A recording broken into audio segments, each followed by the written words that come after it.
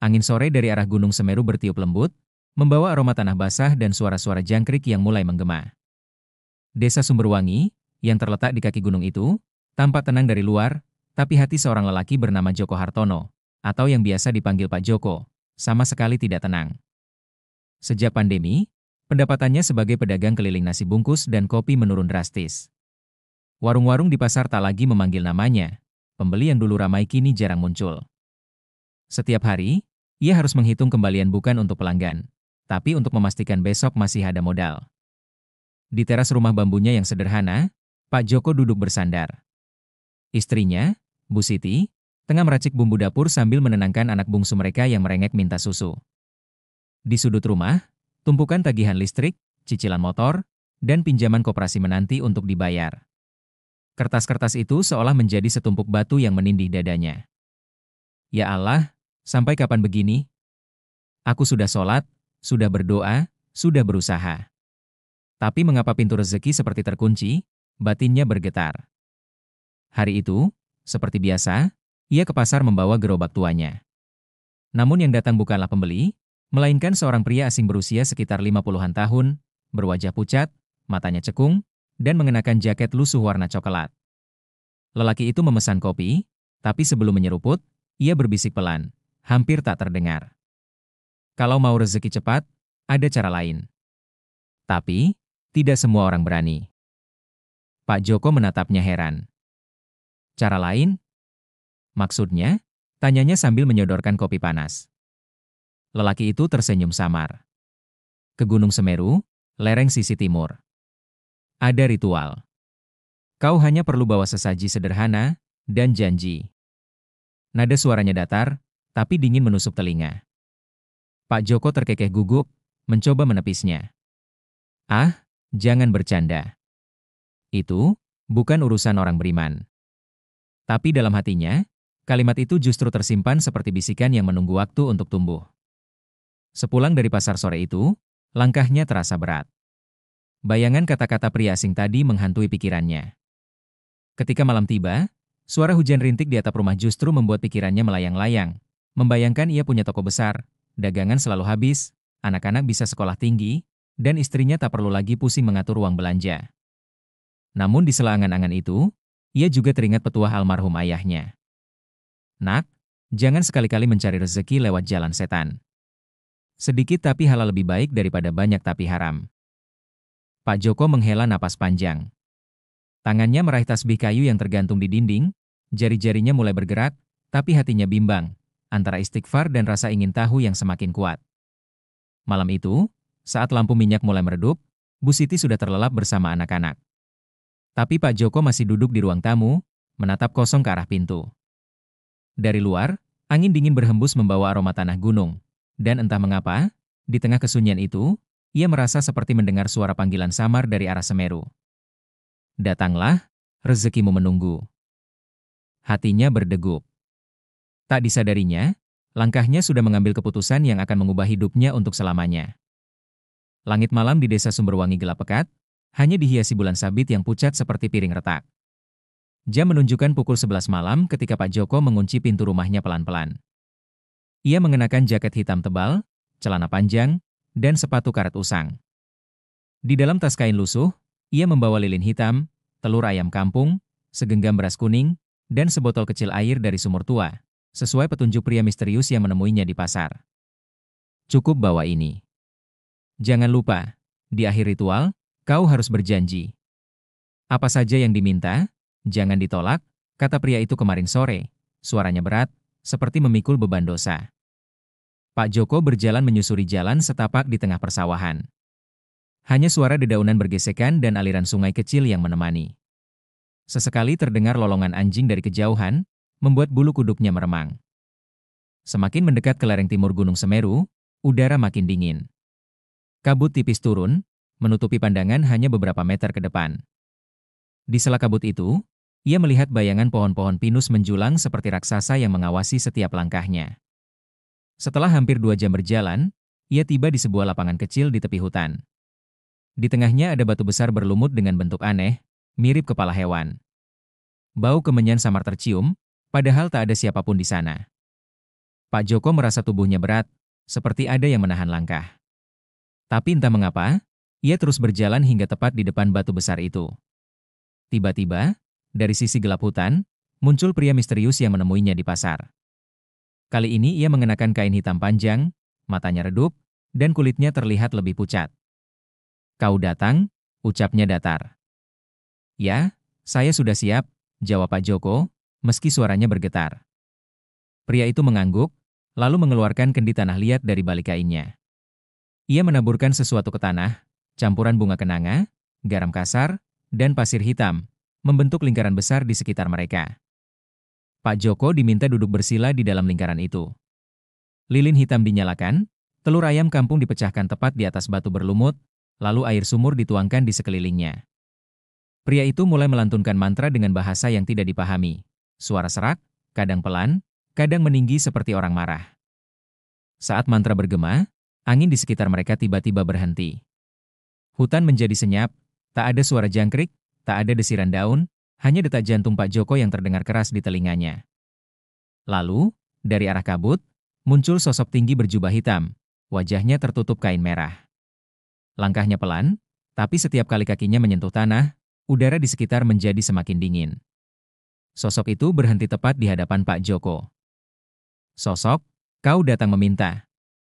Apa yang kau inginkan?" "Pak Joko, saya ingin dagangan laris, rezeki lancar, hutang lunas." "Sosok, bisa. Tapi, ada gantinya. Ketika saatnya tiba, kau tak boleh menolak." Tanpa sadar, Pak Joko mengangguk. Saat itu juga, sosok itu mengulurkan tangannya yang pucat seperti mayat, menyentuh dahi Pak Joko. Pandangannya langsung gelap. Ketika membuka mata, ia tak lagi berada di hutan, tapi di sebuah ruangan gelap yang hanya diterangi cahaya merah redup.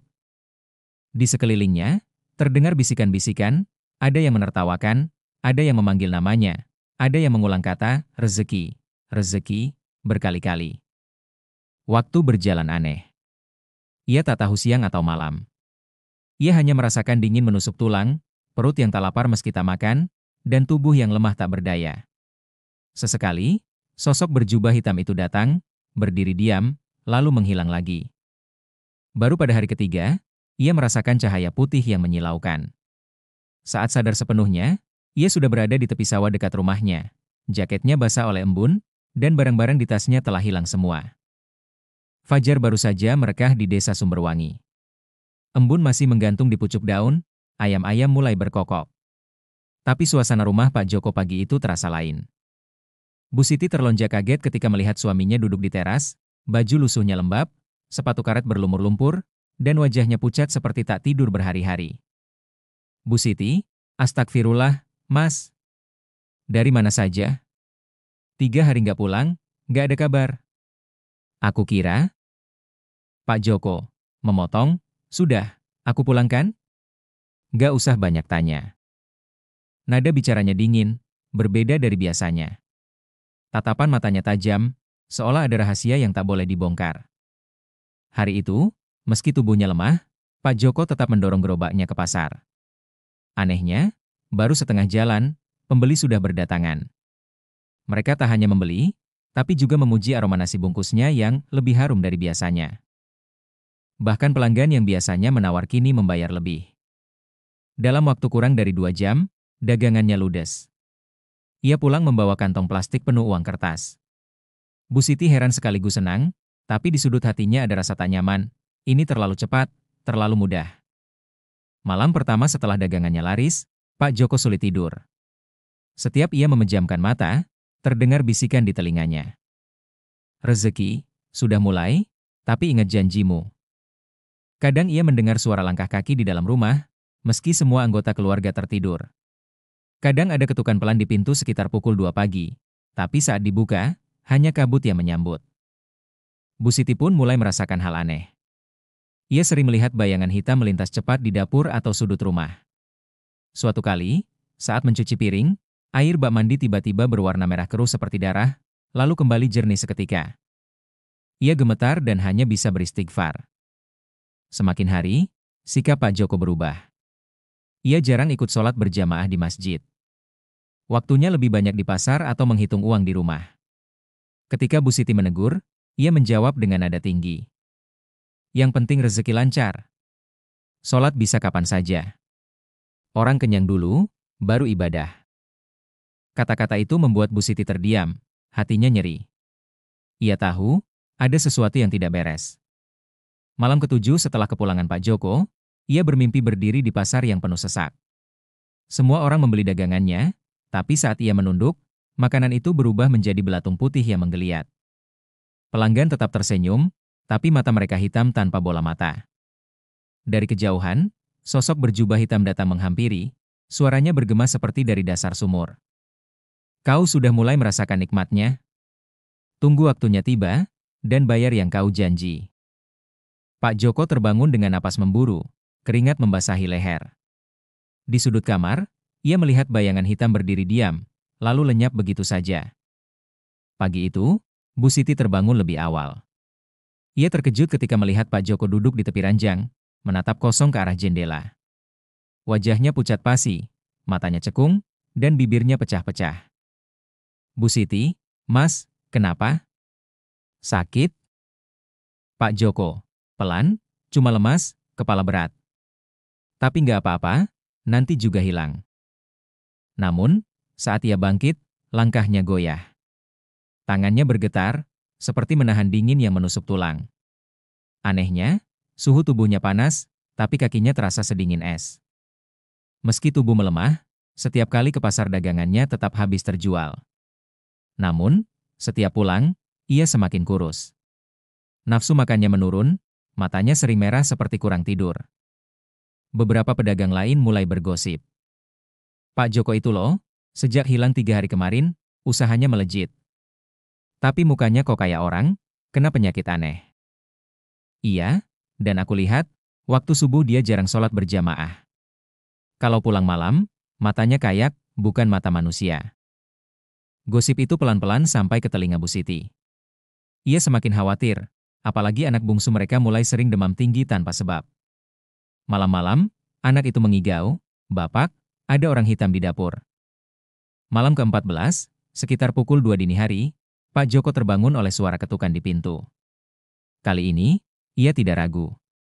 Ia membuka pintu, dan di depan sana berdiri sosok berjubah hitam yang dulu ia temui di lereng Semeru. Kabut tebal menyelimutinya, bau anyir tercium kuat. Sosok, waktumu belum habis. Tapi mulai sekarang, sebagian sudah kuambil. Pak Joko, apa maksudmu? Sosok, tersenyum samar, kau akan tahu. Dan kau tak boleh menolak. Seketika, sosok itu menghilang seperti asap tertiup angin. Namun sejak malam itu, anak bungsu Pak Joko semakin sering sakit, dokter tak bisa menemukan penyebabnya. Rumah mulai dipenuhi tanda-tanda aneh. Air sumur sering berubah warna kekuningan. Bau kemenyan tercium di ruang tamu tanpa alasan. Piring-piring di dapur kadang jatuh sendiri. Ayam-ayam peliharaan mati mendadak setiap malam Jumat. Bu Siti semakin yakin, suaminya telah membawa sesuatu yang tak seharusnya. Ia mencoba membujuk Pak Joko untuk pergi ke Ustadz kampung, tapi ia menolak keras. Jangan ikut campur, Sid.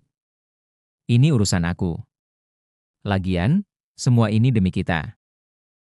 Demi kita atau demi uang, Mas? Pak Joko tak menjawab.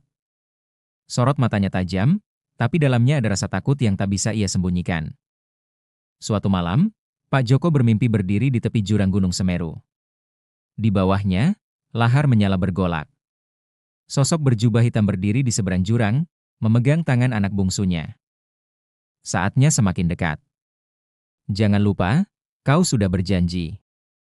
Pak Joko berteriak, mencoba melompat, tapi tubuhnya kaku seperti batu. Ia hanya bisa melihat anaknya memanggil-manggil dengan suara yang memecah hati. Ketika terbangun, napasnya memburu, dan ia mendapati telapak kaki anaknya basah berlumpur, seperti habis berjalan di tanah gunung. Sejak mimpi buruk itu, tidur Pak Joko tak pernah tenang. Siang harinya ia tetap berjualan seperti biasa, tapi hatinya digelayuti rasa cemas. Setiap kali melihat anak bungsunya batuk atau demam, bayangan sosok berjubah hitam kembali menghantui. Malam itu, Bu Siti tak tahan lagi. Setelah anak-anak tidur, ia duduk di hadapan suaminya. Bu Siti, Mas, Aku nggak tahu apa yang sudah Mas lakukan. Tapi aku lihat sendiri, ini bukan rezeki dari Allah. Tolong, hentikan sebelum terlambat. Pak Joko, terdiam, menunduk, kalau aku hentikan, kita kembali miskin. Sit. Utang-utang numpuk lagi. Bu Siti, biar miskin, asal kita selamat dunia akhirat. Aku nggak mau anak-anak jadi korban. Air mata Bu Siti mengalir. Kata-katanya seperti tamparan keras di hati Pak Joko. Tepat pukul 3 dini hari, ketukan pintu terdengar lagi. Kali ini lebih keras, disertai suara angin menderu. Pak Joko bangkit, tapi Bu Siti menahannya. Jangan buka, bisiknya. Namun, tiba-tiba pintu terbuka sendiri, dan kabut pekat masuk ke dalam rumah. Di tengah kabut, sosok berjubah hitam muncul. Suaranya berat dan menggema. Sosok, waktumu habis. Aku datang mengambil yang jadi gantinya. Pak Joko, jangan. Ambil saja aku. Sosok, tertawa dingin, kau sudah tak berharga. Aku mau yang segar, anakmu. Sosok itu melangkah menuju kamar anak bungsu mereka. Bu Siti menjerit, berlari menutup pintu kamar sambil memeluk anaknya yang ketakutan. Pak Joko tertegun, rasa takut dan penyesalan bercampur menjadi satu. Dalam kepanikan, suara azan subuh dari masjid tiba-tiba terdengar samar. Pak Joko tersadar, ini saatnya ia memilih. Ia berlari mengambil mushaf Al-Quran yang selama ini hanya tergeletak di rak, membukanya pada surat yang terlintas di hatinya. Quran Surat Al-Baqarah ayat 255, ayat kursi.